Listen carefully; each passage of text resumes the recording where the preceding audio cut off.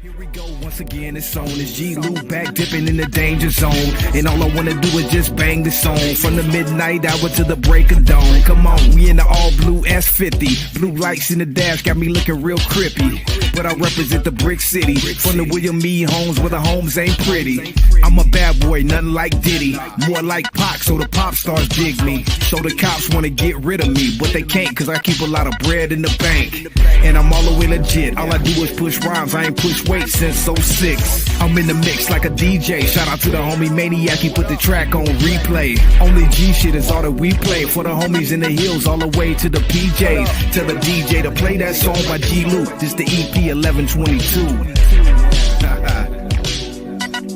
we through. G-Lew, DJ Maniac 1122. The EP on me. This shit hard as fuck. Hey, we just gonna let this shit ride on out. Shout out to Cammy.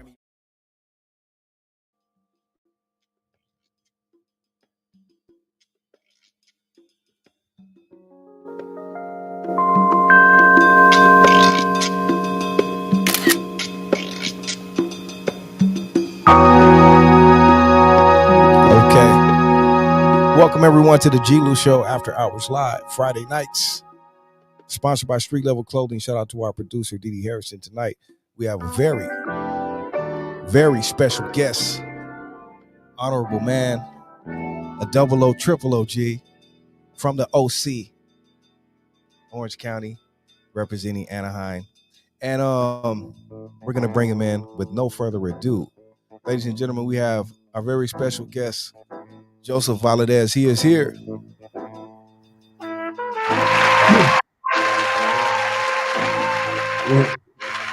What's up, G-Lew? Good evening, sir. How are you? Man, I'm blessed, my brother. Hold on. Before you get a lot of people mad, I'm not from Anaheim. I'm from the city of Stanton. Okay, there it is. Okay, well, correct me, big homie. I'm sorry. How we doing, my brother? Doing great, sir. Doing great.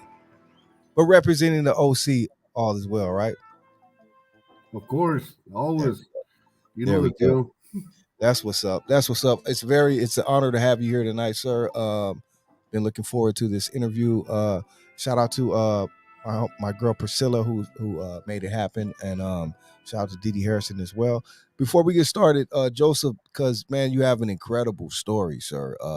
And we're gonna get all into it. But before we do that, just give the people a little bit, because we go way back. As you see, the homie's a triple OG and has done so many great things, but I'm sure the story goes way back. So if you would just give the people a little bit of background of who Joseph is, please. Well, with my childhood, I'm a baby boomer. I grew up in 1958. I mean, I was born in 1958. And I always say this when I share, that in 58, I mean, I lived through JFK getting killed. I lived through his brother Bobby getting killed. I lived through Malcolm getting killed. I lived through Martin Luther getting killed. I lived through the civil rights era. I lived through all the riots throughout the United States. The Vietnam, like it was a scoreboard every night. I lived through that. Of course, I said the civil rights era. And I grew up in a time when it was ugly, especially for people of color. I gotta say this, Big Lou, that check this out. Go ahead, sir. I ain't got no animosities. I ain't got no hatred, and I ain't got no grudges in my heart. I don't have to say that because who you see before you is a whole different person, man. But am I allowed to cuss? Go ahead, sir. Speak it.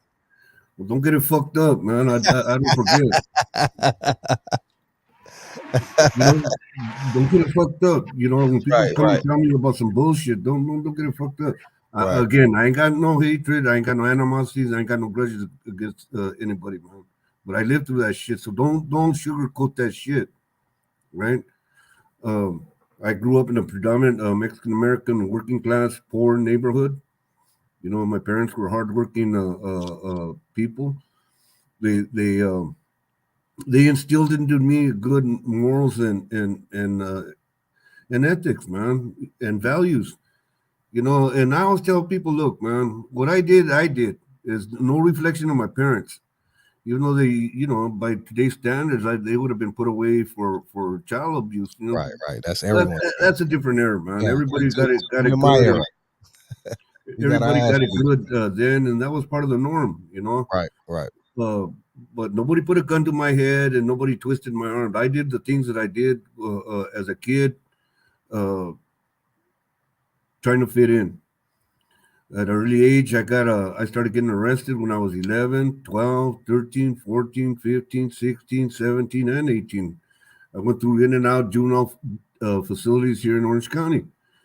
Right when I turned 18, I was given I picked up a case, and I was given an opportunity to either go to the service or go to the state prison for 2 years. But if I went into the service, I had to sign up for 4. Well, that was a no-brainer. I signed up, and and how I came out of there, because I just ended up going to the service acting a fool to begin with, and I came out by God's good grace. I came out with honorable discharge. All them years. Hold on. Mr. Joseph, can I ask you a question going back a bit? Because you're going a little fast through the service, growing up as a young man. Growing up in the shout out to everyone in the chat, thank you. But where there being that you came up at the age you came in, the era that you came in, how was the gang situation back then in your era when you were a youngster? Like, were you how, you know what I mean? To tell you the truth, and again, I don't want to get nobody uncomfortable, but this is my truth and this is my story. Okay. At an early age, I went to all white elementary school. I went to all white middle school, and I went to an all white high school. And there was a lot of pushback for having us there. So this is like segregation era still, or after or before? It was after, but they were real reluctant. They didn't want us there. My first memory of all that was coming home and asking my mom what a wetback was. And, wow. Oh man, she went ballistic. She called. She asked me, well, where'd I hear that from? I told her my classmate told me that. This is kindergarten, mind you. She goes and talks to the powers that be, the principal, the teacher, and they asked the little boy that said it to me, and he said, "Oh, my parents told me that all brown people were wetbacks." And from the time I was in kindergarten till the time I was high school, it was always against them. Again, this is my story, and this is how it went down, man. So hanging out with my homies, it wasn't for it was more for protection at the beginning, and I always share this, man. I put in work against all them dudes, man, and we ran them all out. But during that time, I started experimenting with a lot of drugs. I had been using drugs for 43 years. I had been a heroin addict for 38. Wow. And my rite of passage was when I was 12 years old. I started working with my dad, and he started letting me drink when I was 12 years old, and that was it. That was like he gave me the green light to come home. I started drinking, started smoking weed, started dropping every barbiturate known to man. I loved them pills. And then at 15, I started snorting heroin. Now, prior to that, I had a lot of homeboys that OD'd. I had a lot of cousins that OD'd. I had a lot of my uncles OD'd, and there was no way, no how that I was going to stick a needle in my arm. Hey, Joseph, not to cut you off again, at this time in your era when you were coming up, for the people who may not know, heroin was a big thing at that time, right? That was like the drug around that time. Can you speak on that? How people may think, or how they would figure, how did you get into heroin? Amongst other drugs. Well, that was the biggest thing in my neighborhood. It was more everybody was all my older brothers and older cousins and my uncles. They were all using. Mind you, this was during the 60s when it was. I was watching them and I wanted to emulate them, man.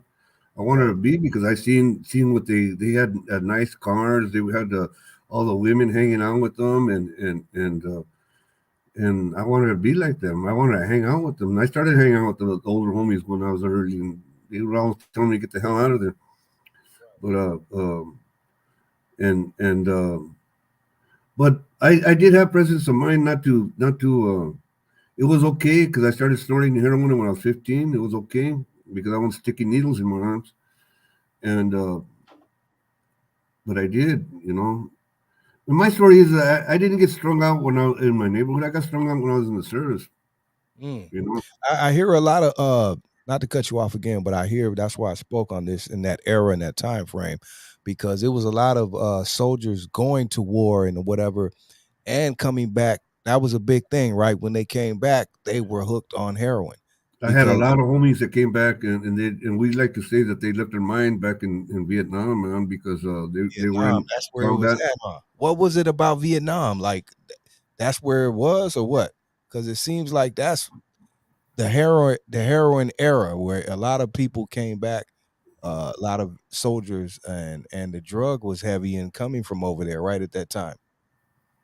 Of course, you know, the heroin that was in Vietnam was all like China White. That was all pure, Pure, pure. you know, and the stuff they were getting here was compared. It was like maybe 20% Right. compared to the 90% that they were having over there Stepped on a in lot. Southeast Asia. Uh, and again, you know, I had some friends and homeboys and cousins that just didn't.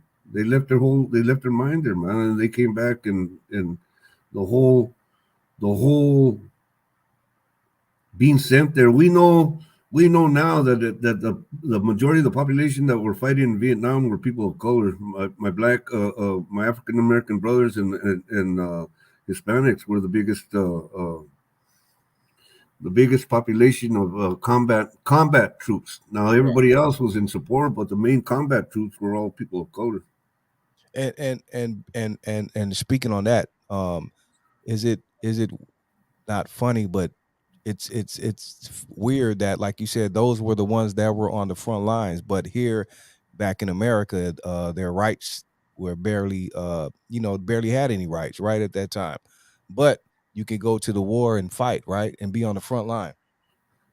You know, that's funny. You should say that because I was here. You know, even they say, oh, that's the greatest generation that fought World War II. Not to take nothing. I had uncles that fought in World War II, but guess what did they come home to? They Right. didn't come to home to shit. What did they? What changed? They still had Jim Crow laws down south, and they had Jim Crow laws in Southern California. So nothing was accomplished. Here you had people of color fighting combat after World War II that it still spilled over to Korea and Vietnam. Mm. You know, because nothing changed. Civil rights was 65 when we were going in Vietnam 65, 66. So nothing changed. Nothing changed. They come home and what? They were still they still couldn't buy a house at the beach. And you had people that had good jobs. Even after World War II, they had good jobs, but they couldn't go buy a house by the beach, right? Because they had what's called redlining. I don't know if you're Right. familiar with that term. Yes, I've heard about Redlining is where they had put only specific people of color could live in this particular area, but try to go outside that area, no. They'd right. come You up were with an limited to excuse why certain not to areas. sell you a house here. And it happens in Southern California. So Southern California was a big culprit of that.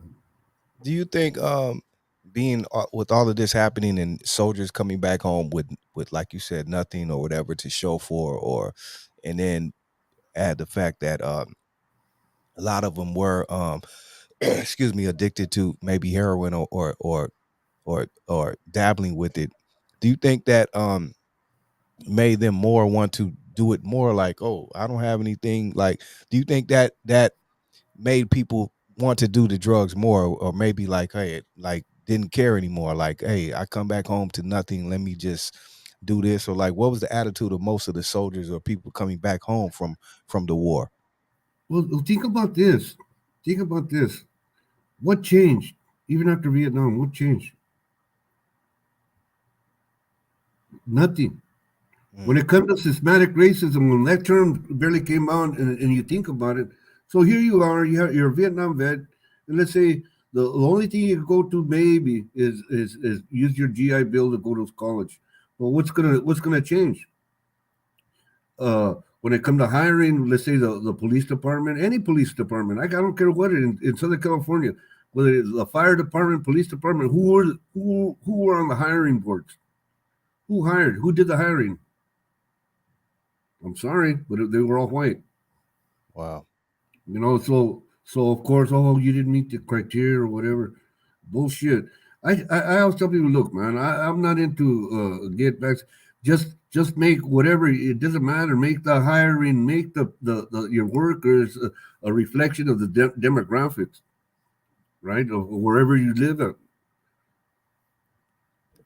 Right. Unfortunately, a lot of vets came back thinking that they had nowhere to go, man. And now because I go to the VA, they've made pretty good progress, but unfortunately, that system wasn't in place after Vietnam. And Mm. World So talk about Vietnam War. We talked about in general, what was going on, how the people were treated. Let's go back to you. Like when you come back, what's going on with you, Joseph? Like, where's your head at, your mind, as far as moving forward? Like, were you offered any things from what, I don't know what part of the military you're in, Army, I Marines, was or in the what? army. Army. Okay. So what was it like for you when you come back home, and what are you trying to do now? Well, I don't know if you heard or you seen any of my story, but I told you I got arrested when I was 18. I was given the option of going to the military or going to prison for 2 years. But if I went in the military, I had to sign for 4. Well, I was only out of the military 5 months when I ended up going to Chino. Are you familiar with Chino prison? Yes, sir. Well, I was only out 5 months when I went to Chino for the first of 40 times because that's how many times I've been to the joint. 40 Mm. times. That's like reception. 7 terms and 33 violations. That's how many times I've gone in and Wow. out, in and out, in and out since the 80s, the 90s, and 2000s. All behind my drug addiction, all because of, wanting. All them crimes were for stealing, robbing, and selling, trying to get drugs. That's my truth. And it's all been heroin. Heroin. I share that. Each and every time I went to a reception center, they would ask me, "Well, what kind of drugs did you use? Alcohol. And I go heroin, like it was a bad badge of honor. I always say that. You know, So uh, uh, so so I mean, so obviously heroin has been the drug of choice from you from day one since you got introduced to it. But you go all these years because you come from the 60s, 70s, really 80s when crack comes into play. So you skipped all of that and it was still just heroin all the way. never liked crack. It Okay. didn't give me the high that's my truth. I never liked it. I just never liked it. Right, I'm not right. here. Again, I'm not here to glorify any of my drug use. I'm not here to glorify my prison time. I'm not. I'm that don't define who I am today. You know, Right. And that we're gonna get to that because that's why I said I wanted to start with the backstory. You know what I mean? How? Because you're a double triple OG, bro, and the things you're doing now is unheard of for people your age. You know what I mean? So we want to get to that. I just wanted to get a backstory and tell the people a little bit about Joseph, and how do we get to where we are. But tell me this, just to sum that part of your story up. How long were you just totally hooked where you were able to make changes where you go to college and all this? I know it's probably many steps before that, I but where was does I it get was to a point where you I break? was I was getting ready to turn 55 years old, man, and there was a series of events that happened, and the biggest one was this. I'm not gonna put his name out there, but he's a homeboy of mine. He's a connection, and he Okay. had bought my house, and he wanted me to help him work there, right? And he told me he was gonna take care of me, breakfast, lunch, and dinner. He was getting me loaded, right? And at the end of the day, he'd give me a couple of dollars. right? On this one particular day, same thing. Now, mind you, I've known this guy all my life. All my life, I've known this guy since kindergarten, right? His family and my family were real tight, right? Right. And I look at this guy even today. I look at him more of a brother than my own brother, man, because that's how tight we were. We did a lot of things together. So on this particular day, same thing, breakfast. He got me loaded lunch. He got me loaded dinner. He got me loaded. And then when it came to the money part, he said, "Oh, I didn't have it. I only have enough to sell." And it was a Friday, And he goes, "Wait till tomorrow." And I said, "Mike, uh, I ain't waiting, brother. Give me the damn money, or if not, break me off." He goes, "Oh, I only have enough to go pick up." So I said, "You know what? Fuck you." So I split. I took off. This was like 8 o'clock at night. And I come back later. I went and robbed this dude. I robbed this dude for $20. And mind you, I'm a two striker. And I go 2, 3 o'clock in the morning. I'm banging on his window. "Okay, come out." I'm calling him all kinds of names. "Come out, right? I got your fucking money now, right?" That's how I said it. Excuse me, but that's how I said it. Right. And he comes out and he goes, and he broke me off, of course. And he goes, "Man, come back later on." So later on that day in the morning, I call him. It was 8, 9 o'clock in the morning, and he tells me, "You know what? What you did, what you did, that's a straw that broke the camel's back, man." His old lady is my homegirl, and she tells him either he goes or I'm gonna go. And I told her, "Well, go tell that bitch to pack her bag, Mike. You ain't gonna let her get in between us, are you?" Right? And he goes, "Nah." He was serious, right? I go, Right. "You gonna let her get between me and you after everything we've done?" He goes, "Yeah." He goes, look, and shut up and pay attention, man. You just finished telling me where you got that money. You're a two striker. What if they would have caught you? Automatic, that'd have been 25 to life for over $20, just Right. for Right. $20, man. So I'm gonna do you something, and I'm gonna do you a favor. He gave me a bag of methadone, Mhm. and he tells me, "I called this dude. We knew a friend of ours that lived up in a different city." He goes, he knows you're coming. He knows you're gonna be there, and he knows you're gonna be kicking. After you kick, go get some help. And you know what, I did that, man. I did that. You ever hear that? You get hit with the truth when the truth slaps you. Yeah. He was so right, man. For the first time, I don't know why, but my pride and my ego didn't get in it. In the what do you call it? I knew he was telling the truth, and that was like one of the last things that Hey, but I was gonna ask you this too. I'm glad you said that because that was the point you broke. But being that you've been to prison all these times, you've been in and out. I'm sure people help. Like there was never a time like where you were able to get rehabilitation or you stopped or you nobody can't. asked me. It Everybody never they asked happened. me that question. Nobody asked me. Not one time did anybody ask me if I had a problem or was I willing to get some help. Not that I would have went. Right. 'Cause, I'm in But recovery. it was just never offered. I'm in a 12-step recovery program right now. But nobody ever asked me. Nobody asked me.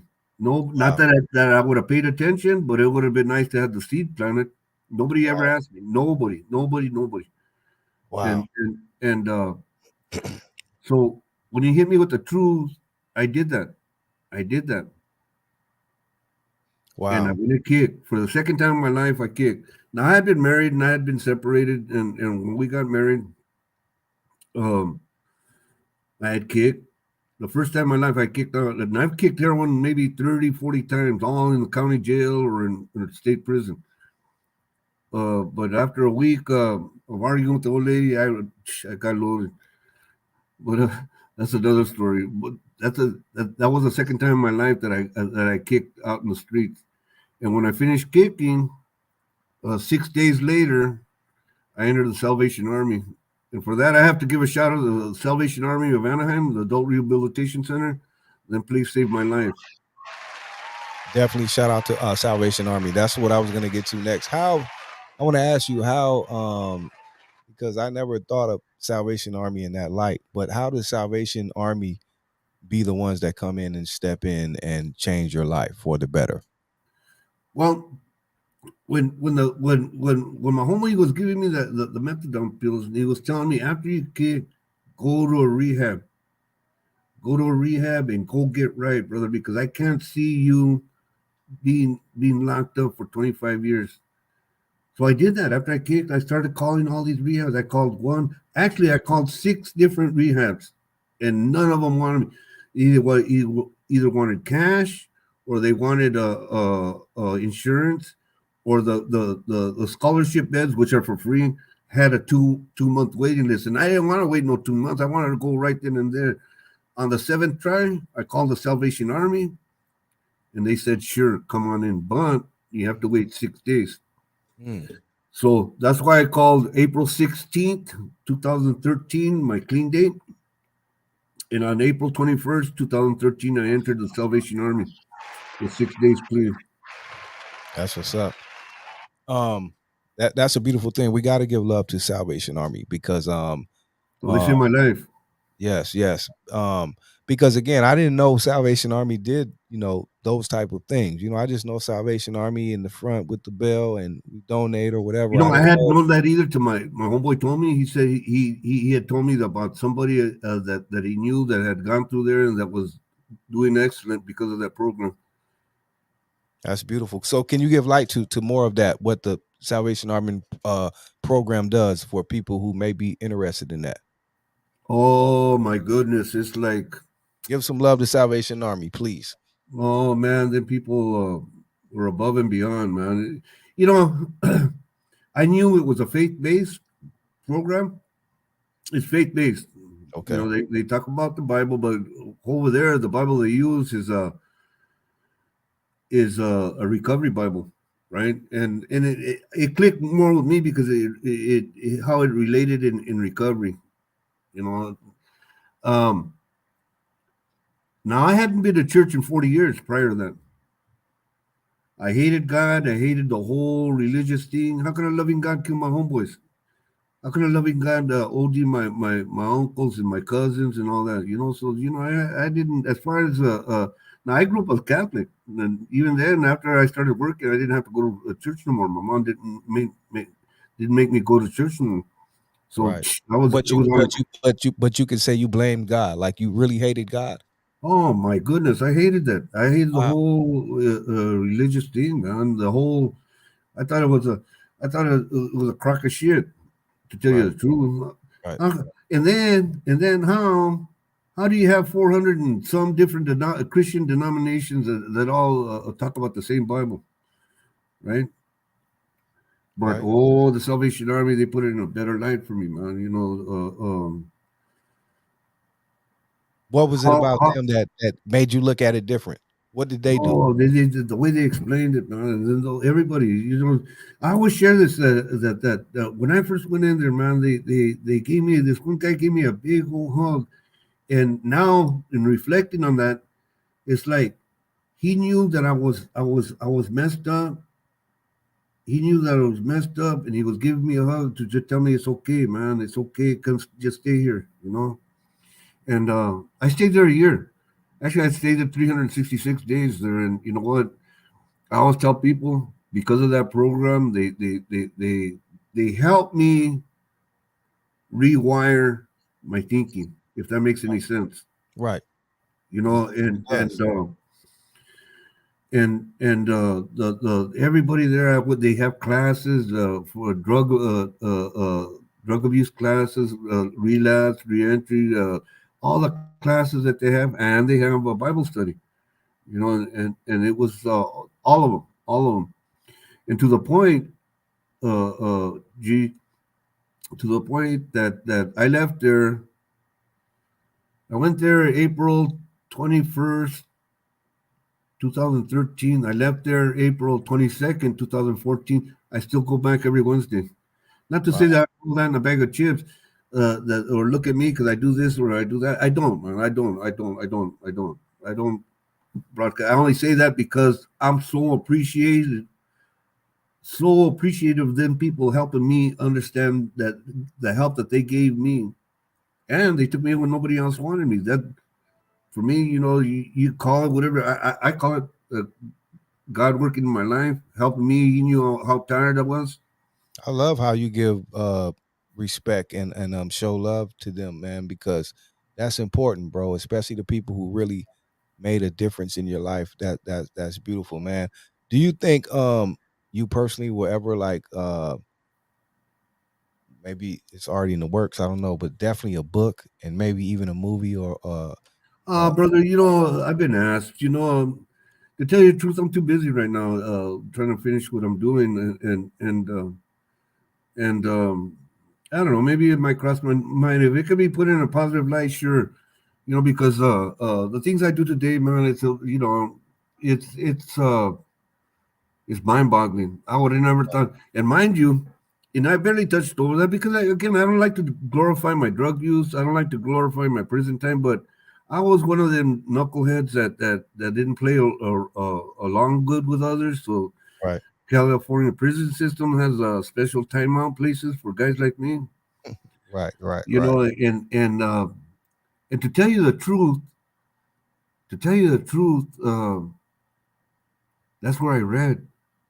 To get out of all that madness, I read thousands of books, brother. I've read so many books, man. It's like just to, because some old lifer, when I first went to Chino the very first time in '81, he tells me, you know what, the secret of doing time is occupying the mind, man. And how you occupy the mind is you read books, read history, read everything to about knowledge, man, because knowledge is power. That's when the first.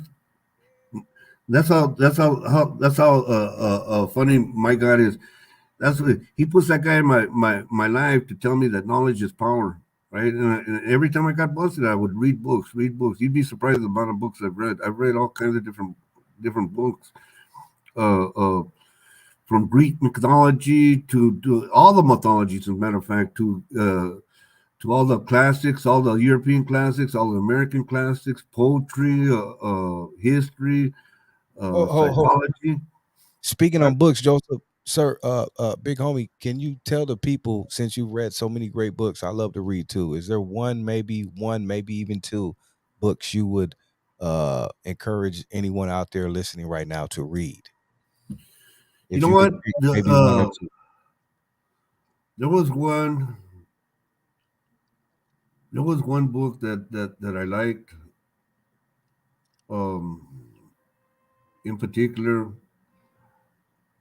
I guess it would be, you know, one of the biggest books that really influenced me, believe it or not, was a book called "Bury My Heart at Wounded Knee." You know, when I read that, I was so mad. You know, and it was written from the Native Americans' perspective. You know, and you know, I already knew it. I already knew it, and it's just, you know, I read a lot of books. I'm not going to even tell you about for all you Dodger fans. You know, I was a diehard Dodger fan Oh, till I read the that's a history of bubble. till I had read the history of Chavez Ravine. It's like I was one upset individual after reading that one. You Wow. know, but that's me. That's me. That's just this is me. You know, I'm not trying to promote anything or trying to kick up any type of dust, But you're gonna speak the real, right? That's what he does. Hey, check this out. See, the homie got some coffee. Anybody out there want to go refill your beverage, get some water, drink, or some more coffee? We're going to take a quick break, and we'll be right back with Joseph Valadez, the G-Lew Show. Now we want to tell you about Joseph Valadez, who recently graduated from Cal State Long Beach. Now, graduating is an impressive accomplishment for anyone. What makes this even more remarkable is that he spent half his adult life in prison. Our Leo Stallworth has the story. My mom's been gone for 14 years. And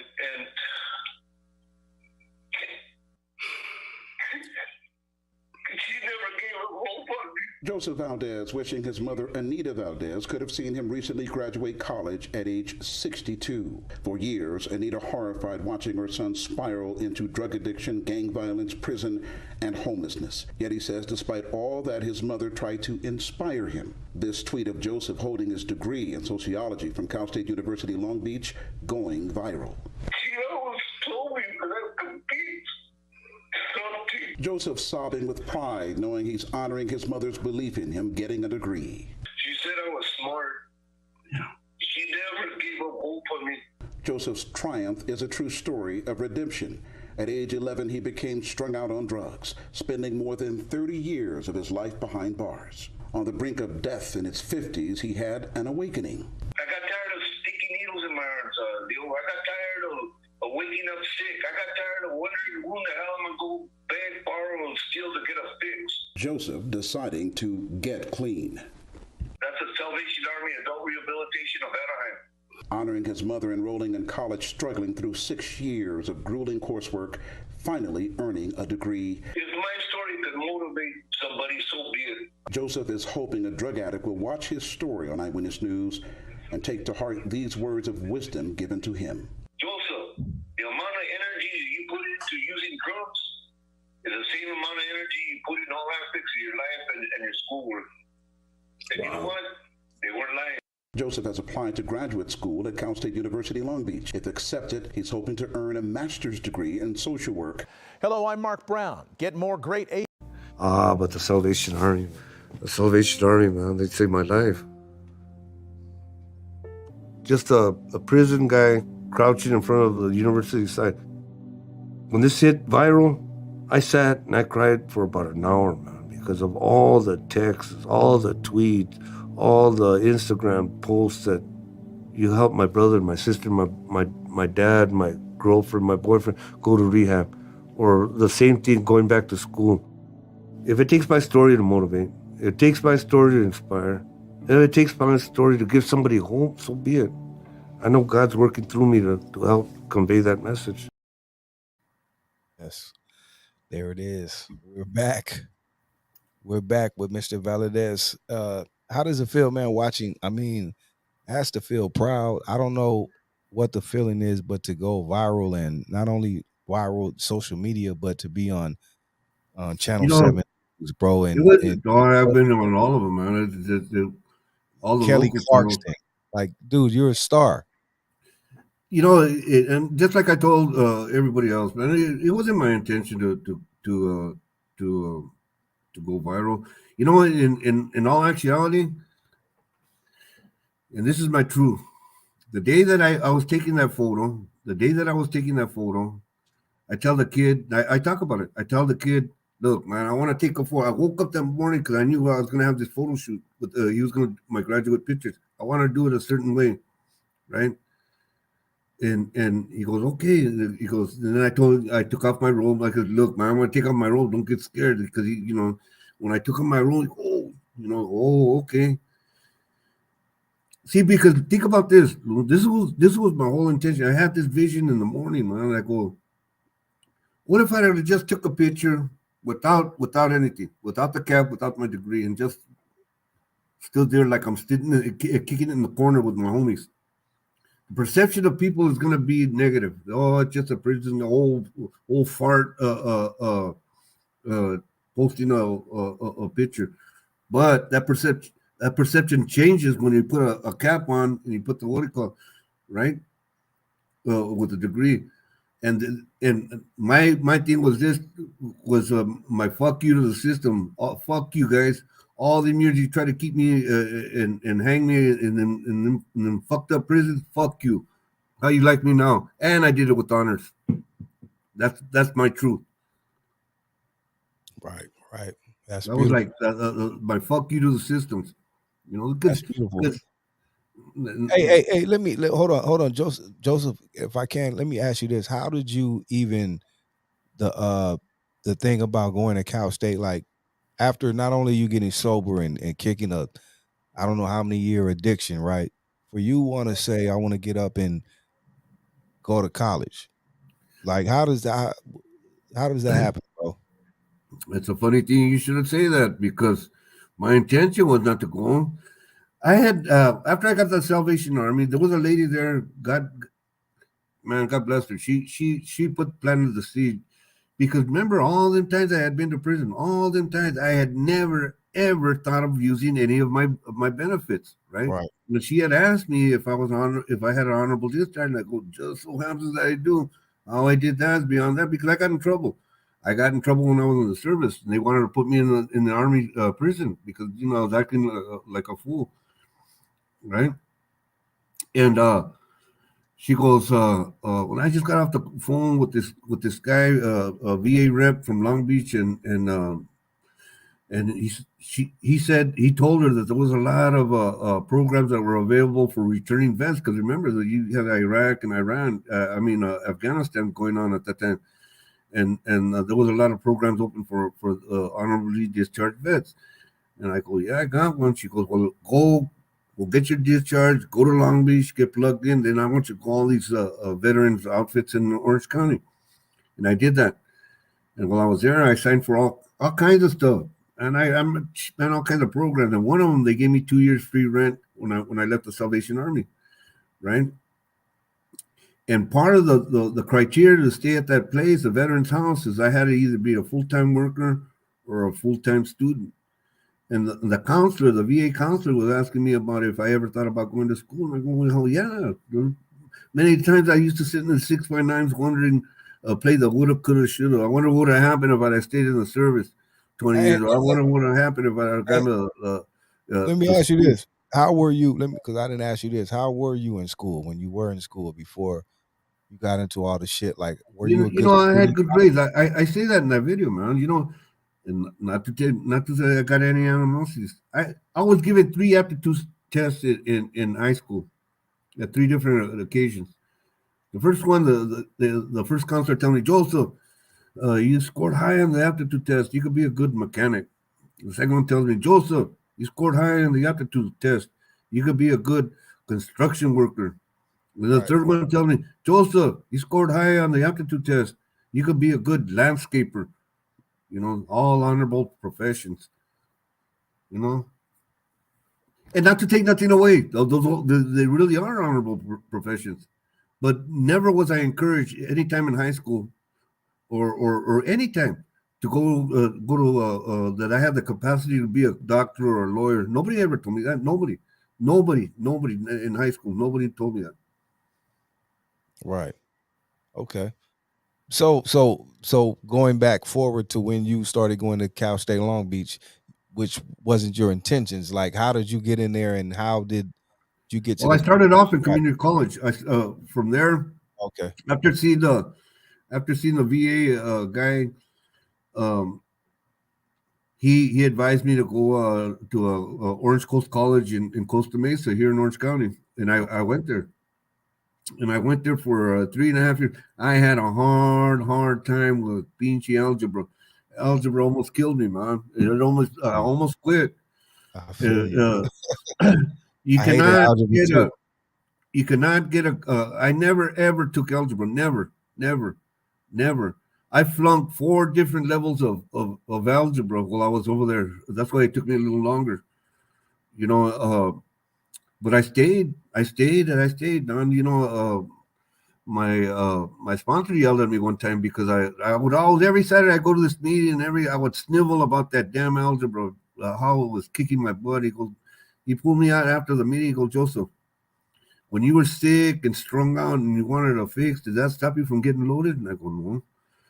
Well, that same amount of energy is what you put in all aspects of your life and then in your recovery, man. And that means your school.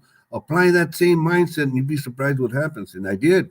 I got a lot of tutors, and I ended up I ended up getting 2 AAs at Orange Coast College. While I was there, I was in the National Veterans Honor Society for 5 semesters in a row because I carried a 3.0 or better GPA. Damn. And I went, I graduated with an AA in sociology and an AA in history, American history. But look, Joseph, you got to break it down though, bro, because you just right then you went from not being able to do some of the things to getting AAs and this and that and that and this and that. So how do we get there, bro? For the people who may be stuck in between and don't have the answers, how did you persevere and get to where you got over that hurdle and quadrupled that? Well, in my case, I was a veteran and I never used them benefits, right? And that what happened is that just opened the door for me, right? That's what. And then benefits. and then being in school, that same I was proactive. I would go talk to all my professors. I'd sit there. I'd go talk to all the resources that were available at the community college. They had a good math center. They had a good English center.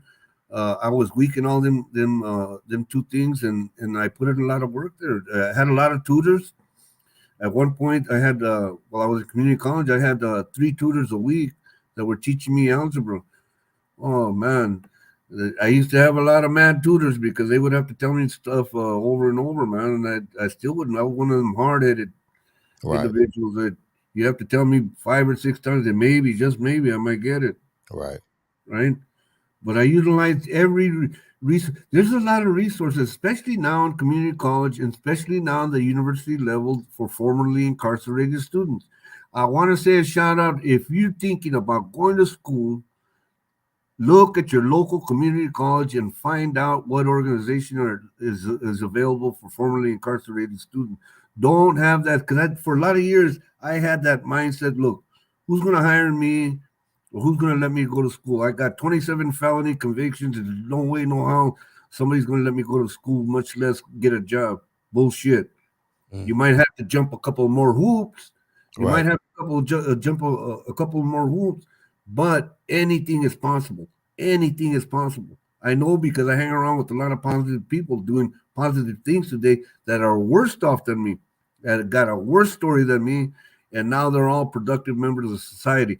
They got their homeowners, their business owners, their foremen, their supervisors, going to school, You everything. know what what I see today more than ever is that more like the people you just spoke of, like you or homies that come home and took advantage of situations that they can better themselves, and they are doing better than people that have been out here on the streets. And it makes you wonder, like you said, because the opportunities are there, but it's just, I think it boils down to who wants it, and what are you gonna the work you're gonna put in is still, because like you said, it's work to be put in. A lot of people don't We are not call done with putting in the the work. They footwork. want There's a the lot of results, but they footwork. don't want to put the work in.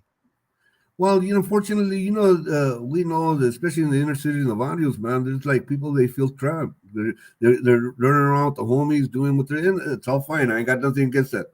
That's your life. I got nothing against that. But but but given there's people and organizations that are going to the barrios and to the inner cities, and they're telling them there's this, that, and what other program available, and you could do it, and again, there's some that's gonna want it, brother, and there's some that's not, man, and I get it, because I was one of them knuckleheads that was stuck in my neighborhood. If I wasn't in prison, I was in my neighborhood. Period. That was it. That Sometimes, was it. so you could say sometimes prison is a like, I know it's a gift and a curse, but it could be sometimes better for some homies to even go in there, because they may go in prison and acquire the skills they never would have got on the streets because they already dropped out, weren't thinking about school or whatever. So, and prison gives you structure and a lot of things. So sometimes, do you say even though it's bad, do you think it's a good thing that some homies do go to prison? You know what? Now I don't know if you're aware, but now California is moving in the rehab, going to the rehab part, man, and they've done a lot of good strides. Not Which is as much long as they should, overdue.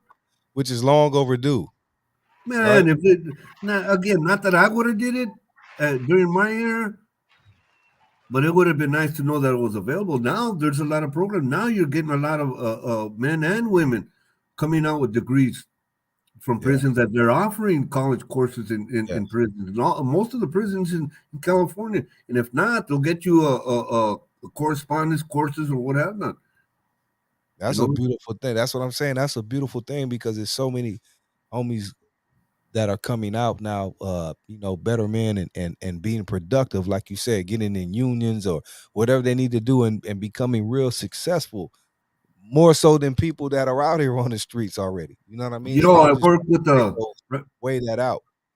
right now. I intern at a nonprofit. I don't know if I could say the nonprofit, but I could say that they work with formerly incarcerated youth, system impacted youth, formerly incarcerated adults, and I went with the parole, I don't know if you're familiar with parole, that they have these PAC meetings, and what these PAC meetings are they get men and women that just got out of prison within the last 30 days, and all these available resources within that community, go to these meetings and tell the parolees what's available in their local community. Right. Now, this has been going on for a minute now, but and I just wrote a paper about this in particular. It's good. It's good that they do that, but why not do that before they get out of prison? The same, show all these resources are available, because I remember a lot of times I got out, I didn't know where I was going to go. I really didn't. I ended up couch surfing over one of my cousins or relatives or my homeboy's house. I didn't have nowhere to go. And then some people now have been in prison so long, they're letting people out, or lifers that have been there 30, 40 years. So of course and they're they're not being coming home to productive. anything, right? But I mean, And like you said, as far as family and things, it's hard. They're being productive. They're being productive, Yeah. and it's cool. I love it. I love it. I ain't got no regrets. I ain't got no animosity. You know. But the biggest thing is I would think, prior to you getting out, is plant the seed that, you know what, instead of wondering before you get out where you're gonna go, at least the seeds planted that X, Y, and Z resources are available before you get out. That way you have somewhat of an idea of where you're gonna go when you get out. Do you think there is enough resources now, and homies are just not tapping in enough, or does there need to be more resources, like you said, before homies They get could out, expand it. that They they could can have, expand it, better and you hit the opportunities? nail on the head. It's a person's gonna have to want it. Right. A person could, and unfortunately, I'm going to use myself as a example. You know, uh, for a lot of years, I was actually. I tell you, I loved it. I loved it all. I love hanging out with the homies. I loved all the drama. I loved it all, man. To the point that I had it in my mind that I was destined to die in them streets, and I was fine with it. That's the attitude we have to change, because there's a lot of people like that right now, right? To change that perception that, no, not everything is not lost, man. You could be whoever you want to be if you apply yourself.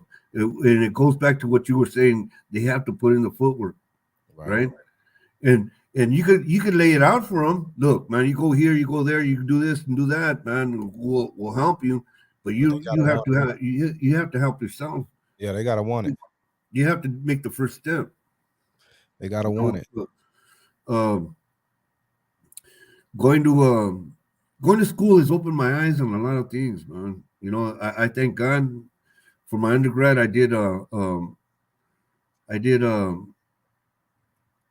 sociology, which is a study of people, and my emphasis on that was race and ethnicity. And, oh my goodness, That's a good what do you call that? Study, good sociology. emphasis. Yeah, my emphasis was the race and That's a good one, ethnicity, man, to but I learn lived that. it. I lived it, brother. And so I was. It wasn't as hard as I thought. It wasn't as hard. It was hard, but it wasn't as hard as I thought. I know a lot of my classmates. I would see them struggle, and not the well, most of the stuff they're talking about, without with the exception of the theories and the concepts, I had already lived it. I had So lived when through. so when you study that, right, and then when you have to test and do all these things, right? How are the like? What are the questions like for those type of things?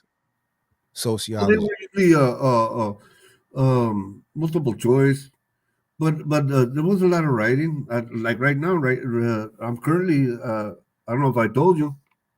I'm currently in my second year of the Masters of Social Work That's what I program. was gonna get to. Okay, you bust my bubble, because I was gonna get to that and ask you, yeah, Mr. Joseph, how does one go from now getting the other degrees you have, the AA degrees and whatever degrees, to now going for a master's degree?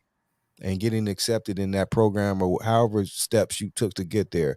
Tell us about that right there. Now you are in your second year, which is a great feat. Congratulations. Well, you know, when I started this journey, I told you I was in a 12-step recovery program. Now I can't say the name, but I Right. can say 12-step. And I went to this meeting and I heard this guy speak. And I swear, brother, he was saying exactly my story, exactly the same. But the only exception was that he has gone to school and he is teaching at a prestigious high school. He's teaching at a prestigious university here. I can say Southern Cal. He's teaching at SC. He's teaching at USC.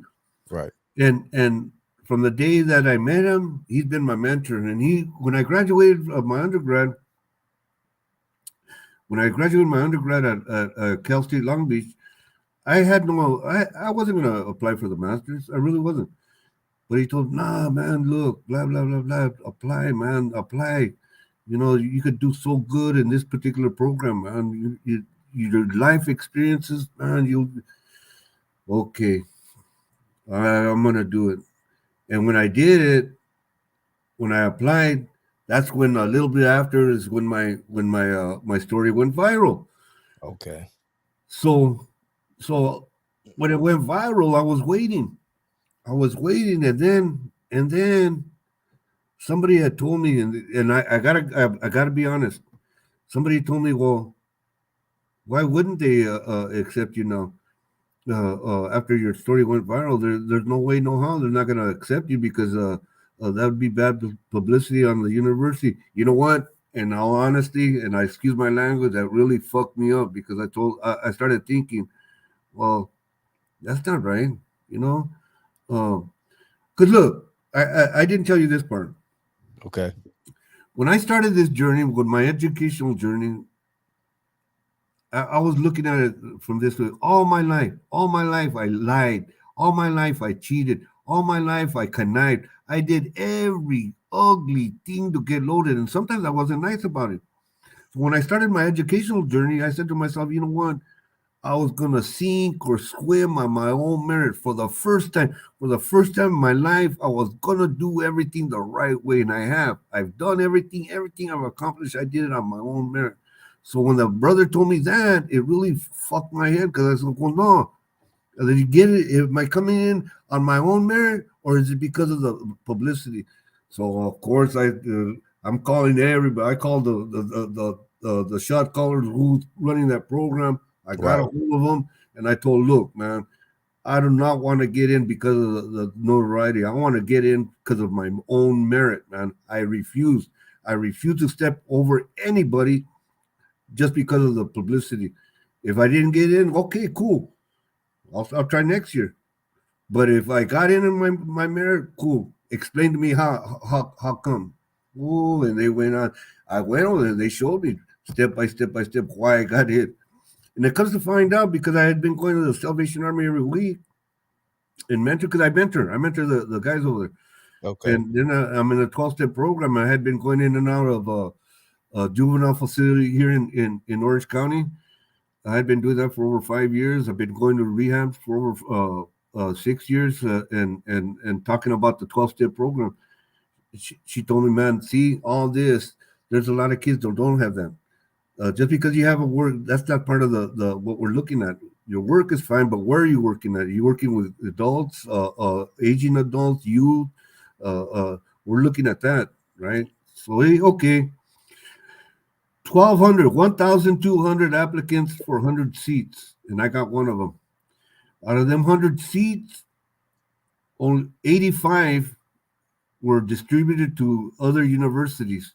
There was only 15 that were accepted for my cohort that year from Long Beach, and I had one of the 15 seats. That's incredible. That's incredible. Hey, Joseph, being that you come from the era that you come from, bro, and seen so much, still be here. What would you say is the biggest difference you see now? And I know it's been many generations you've seen, but the biggest difference now with these youngsters now in this generation and era that we are in now, opposed to where you've come from and where you. Well, I don't want to. I don't want to badmouth them guys, man. But it's talk not. It's about it. different. I'll use myself for example. I didn't tell you that in my lifetime I've had 50 to 60 homeboys. Now, I'm not including my uncles, my cousins that have died as a result of their addiction or medical issues attributed to their addiction. And that I have to keep in mind each and every day that I wake up, that I'm allowed to wake up. I don't forget that.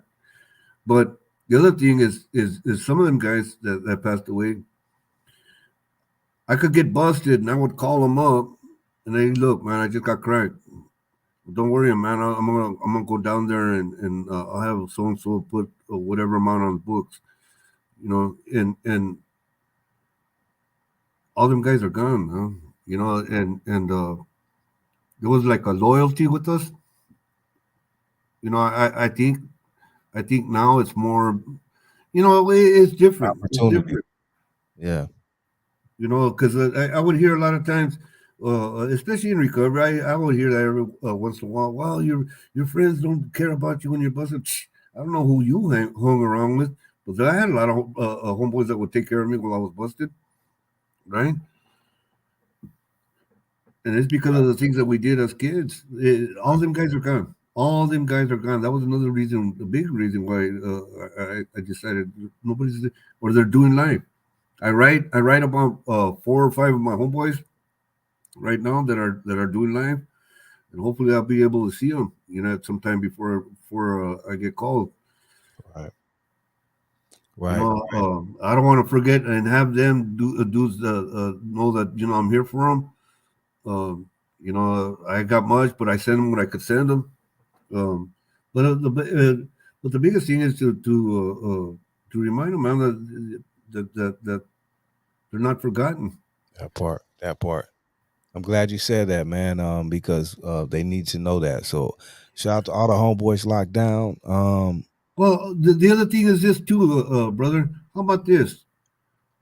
I always share this, man. I know that feeling, especially the county jail or in prison where they slip a letter under your door. Everybody's yelling, the homeless, hey, who sent you the letter, you know? And, you know, you feel good. It's a good feeling because you're remembered. You're remembered. Somebody remembered you. Right. Now, on the flip side of that, there was many times I didn't get shit, right? And that would burn me, man. But then again, I got to remember, I had to, for myself, I'm just talking about me, that I did that. I didn't get to that concept till later on, but I did that. I caused all that damage. I caused all that pain. I caused all that misery, and I caused all that heartache. Right. You accept your responsibility. Well, today I did. Back then it was, you know, F them, fuck you, and you know, right. all that. But today I look at that because I got relatives that don't accept me still because of you know, my past, and they have every right to think whatever they want to think about me. Right, I made an effort to make amends to them. They just looked at me and went the other way, man. And it's cool. I'm at peace with that because I made the effort and I made it with a loving heart. I always tell people, look, I didn't burn bridges. I blew them motherfuckers up to the point that I thought they were beyond repair. Right. Where are you at? Grace, all them bridges that I thought that were blown up, they're all getting repaired, man. I got a lot of people in my life today. That part, and that leads me to my next question. Big homie, where are you at spiritually today? Because I know you talked about earlier how at one point you hated God and everything. Where are you at now? I go to church regularly, brother. Okay. People told me that the other day. I go, look, someone, how can you be so religious and you still cuss or and you still smoke cigarettes still? You're real. I go, check this out. Who died and made you judge? And they get real quiet. I go, listen, there's only one person that could judge me, and you ain't him, right? If the big man has a problem with it, we'll talk about it when I get there. But guess what? I know what I have in my heart, and he knows what I have in my heart, and that's all that matters. That part. Right? That part. And tell like how important, like you said, because that right there you said is important. And I preach this, that people should have a personal relationship with God first before you even seek, other things, because like you said, that leaves for people, like you said, to judge you and all that, and no one can judge you but God. Brother, there's a lot of things I'm not even going to tell you that I do today for me to be a better me. Not to say to look at me. I don't go tell people that, well, I go do this, that I do that. I don't say that. I just do it. I do it to help me out, to help that other person out, but and with love, because it don't make. I could sit here I made a donation of $1,000. No, well, then it didn't come from the heart. Don't tell me about it. What you do, don't tell me about it. Just do it. Just do it. That part. And do it from the heart. Do it from the heart. Anything.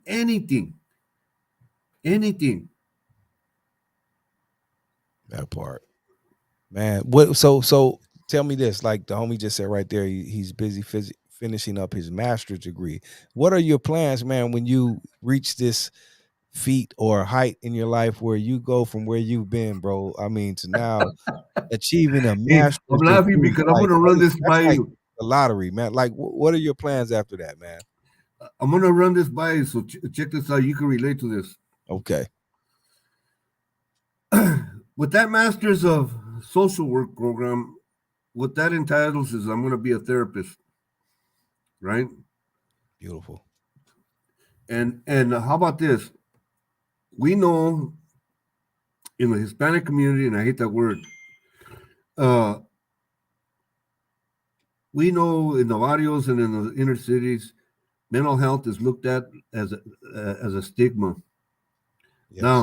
Now, how am I gonna picture? I'm gonna use myself. I couldn't go to my homeboys and tell them, I need to go see a therapist. They tell all of our communities, that's what I spoke about last week. We never even knew what mental health was, but we've been dealing with it. They would tell you, kick rocks. What the fuck are you talking about? Get the fuck out of here, man. I'm not saying that don't hang out with your homeboys. I'm saying if you got a problem, let's talk about it, man. Right? I want to break that stigma, and the organization I'm working with, interning right now, they're trying to do that. They work with a lot of people in the inner cities and the barrios to do that, right? Okay. I see myself helping that population. That would be my preference. Formerly incarcerated, system impacted youth, adolescents, or adults, because in the inner cities, in the barrios, mental health is looked at as something embarrassing, man. Yeah. It's embarrassing, and I'm trying to fix that. We're trying to fix that. We could fix that. It might be a little bit at a time, but you know what? We could fix it. Because I'm sorry, but the United States and California does a shitty job in trying to address that problem, man. Especially within the inner cities and the barrios. Yes. They do a shitty job on that. What do you think people in the hoods and the barrios can do to what's the word I'm looking for? Make that more where people won't be ashamed to get mental health, or if they think they're even having mental health issues, because some people don't even know what it is. Exactly. So, you have to do more outreach. You go out there and you have to promote it, man. They don't do that. You think about it. What mental health specialists go around and promote? Look, man, we have this avenue. If you want to talk about anything, let's come over here and let's talk about it. I think because the money wise, but you can do it with medical, and then there's a lot of places that are doing it pro bono, man. That set up shop and they do it for free, It's always going to be about money, my brother. It's always going to be about money, man. And if we could overcome that hurdle to where they allot X amount to address this problem, man, it would be a beautiful thing. They do for everything damn else, man. Why not mental health, man? Right. I'm a big against the pharmaceuticals, the companies especially, man. I'm big. Uh, I'm not with it with the pharmaceutical company. I'm not. Hey, let me ask you this, Joseph. I know you said once you get your master's degree and things you're gonna do Not guaranteed, my brother. psychiatry. So what are your like? We know what you want to do. What are your goals? Like, what do you want to? Are you planning on making your own firm, company, doing things? Well, that's on his time, not my time, brother. Wherever he wants me to go. Nonprofits. Do you already have any nonprofits or organizations that you represent or want to support that you want to put out there? Well, Homeboy Industries doing a good job, and That's what I wanted to ask you earlier because you spoke about your program, Salvation Army. All I ever knew about was Homeboy Industries, right there by the hood. So well, it's like, there's a one in Orange County called Project Kinship that does the same thing. okay, You know, and I guess he would allow me because that's where I'm interning, and that's they're a smaller version of Homeboy. They're doing beautiful things there too, and it makes me proud to be a intern there because they're working with that population. right, okay. And again, that's a population we have to make inroads there, man. We have to, you know. As a flip side to, I told somebody, yeah, I might just set up my own little shop over the homies and you know. Hey, that may be what you You know have. what? Joe? My end goal, is after I graduate, I latch on with somebody, and then I have to wait a couple of months, and then the state will assign me a number, and I become ASW associate, and all that is you're a fish. You're a therapist in training, a fish, until you accumulate 3,000 hours. So once you accumulate 3,000 hours, then you can go take another test to become licensed, and that's my end goal: be a licensed therapist. Wow, that's a lot of work, bro. I know just alone the master's degree uh uh thing is a lot, man. I know that is like, man, I salute you for Well, taking again, that step, you know man. what That's it is. bro. This being on this journey has taught me a lot. God willing, I'm gonna have 10 years clean that I haven't had I have put a mind altering substance in my body, man. You know, um, Congratulations. and it's because of the people that I hang out with today. The people I hang out today are worse than me, man. Worse of the worst, like I told you before. And these are the men and women that inspire me to be a better me. You know, and they help me, man. They help me on a daily basis. You know, I always tell people, look, man, you hang around sharp people, guess what? That shit's gonna rub off, and you're gonna end up being sharp. You hang around with negative people, guess what? You're gonna start acting and doing negative things, man. I know because I lived like that all my life, But right? unfortunately, that's what's mostly out there is the negative shit. Even if we look on YouTube or whatever the case may be, the negative seems to outweigh the positive. Well, social Right. media has a lot to do with that, unfortunately, and I'm not gonna say bash them in any way, shape, or form, but it's a big influencer today. We know that. Right. Uh, Right. um, then you know, there's a lot of ugliness, man. And I'll tell people, look, man, I lived my life all a certain way for a lot of years, man. Today I do everything contrary. Uh, where I once hated this or that, I love people. I love everybody, man. I'm all inclusive. I don't care who you are. I don't care what you do, right? Uh, and it's none of my business what you do to begin with. Right. Right. You know, you fortunately you have too many people want to dictate how to do this, that, or another, man. And and look, why can we all get along, man? And I'll give you a In good the words of example. Rodney King. In the words of Rodney King. No, but Why look, it's true. can't we I'll just give you get the prison system for example. Yeah. And again, I ain't got no animosities, I ain't got no hatred, and I ain't got no grudges against anybody or anything. I don't. I really don't. I love everybody the same, man. But in prison, at one time, everybody got along. Everybody got along. Everybody was one. When they have a lockdown about this, that, or another, about the system over there, everybody would sit down, black, brown, white, all of them. Everybody would sit down because they were all together. Somewhere that got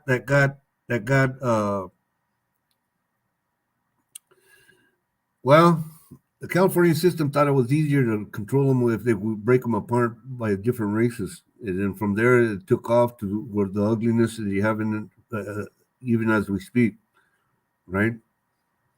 That's that part. That part I don't like. I really don't like the previous administration that we had. That part. When did you ever hear the term Karen? right. That's a regular in our lexicon. Karen. You know, if people would accept people and who they are and love each other, man, it'd be a better world. Unfortunately, I know I'm just trying to be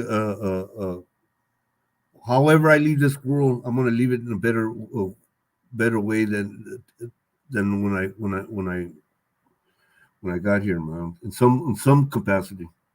Right. And that's a beautiful thing. To want to put that out there because as we know, as much as we want that to happen, is so much, like I just spoke on before, negative that outweighs the positive. So just in the future, how do you think we can ever, if possible, get to a place where maybe the positive can outweigh the negative for once? Better dialogue with each other, man, understanding, and not bite into this, that, or the left, the right, or the center. Why not just get along, man? What's wrong with that? What's wrong with that? You know, unfortunately, we see it every day, especially with the political system, man. That's one of the most obscene things there is today. Left, right, center. Why not just get along, man? Right? Unfortunately, you have families, you have the fight over. That's why I don't even talk politics with anybody or You religion. can't. I spoke on that before. That's the one thing they said we cannot. It's hard. You can't speak politics and religion because it's gonna get bad. You know, because you can't never agree. I think the whole system is obscene.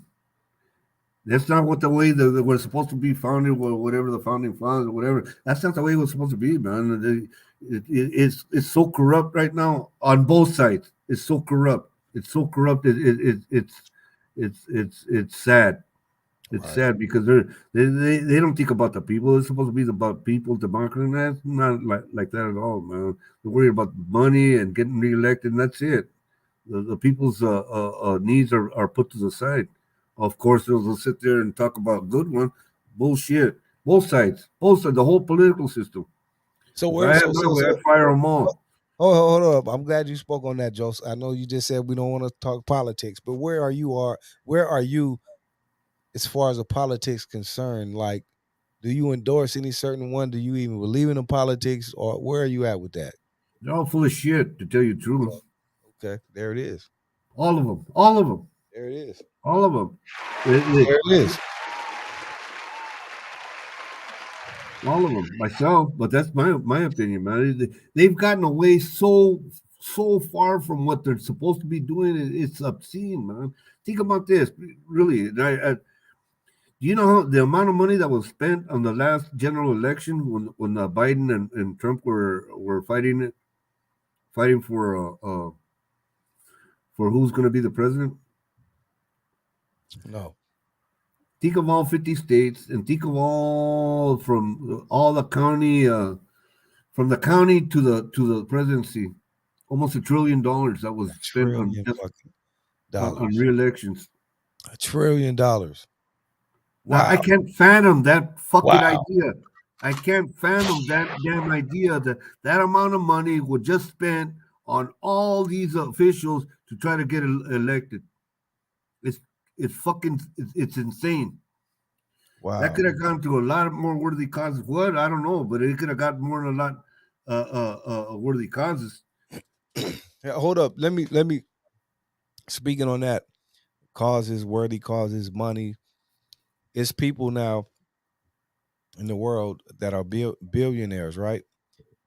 We're not talking about small bill. We're talking about like Elon, 250 billion, 50 billion, 100 billion. When is What do enough you feel- enough? What that's what I'm saying. And what is your take on that? That we have billionaires that can have $250 billion that are more. That's more than people in the world, right? But we More can than have some all these countries. issues. But we can have all these still issues, not alone in the world, but just in this country. Well, I know you Homelessness is know. on your front doorstep. I Now. know you know about the 99% controlling. I mean I'm familiar. where all the wealth is in. It starts there. You know, and look again, like I tell people, I'm not into the political system. So obscene, man. I don't know the answer to that. It's so entrapped in that. But I'll say something simple. How about let's go someplace like education. This is what my mindset tells me. The same the same education you get at Beverly Hills High is the same education you got to get in South Central. Mm. What's wrong with that? Or the same education you get at Beverly Hills High, the same education you should get in East LA or Santa Ana, California. What's wrong with that? What's wrong with that? That's all I ask. What's wrong with that? Because we know with education you get a good job. With good job you accumulate wealth. That's all to everybody get a level playing field, man. That's it right there. What's wrong with Right that? there. What's Right wrong there. with that? Everybody get a level playing, a fair shot. That's All all. that legacy because you've been in your dad, your grandfather. No, take all that shit out, man, and make it level. Make it even for everybody to have a even fair shot. I don't care who you are or whatever, but the same resources you have at all them upscale communities, the same resources you should have in East LA, South Central, and Santana. What's wrong with that? I agree. You know, we debated we debated this over and over and over in a lot of my classes, man. And you know, most of my classmates are actually all of them are in agreement. You know, because everything starts with education, man. Unfortunately, during the pandemic, you had kids. Man, that was so sad. You see it on the news. You had kids, especially when you had kids, 5 or 6 kids in your family, and you only had one electronic device, and they all had to do homework. Guess what? There was kids that had to suffer, man. You know, all property tax should be put in one kitty and distributed equally. I know the guy that did that, that wrote that right there. But we talked about that too, man. It should. Yeah, We should. It should. That's a fact.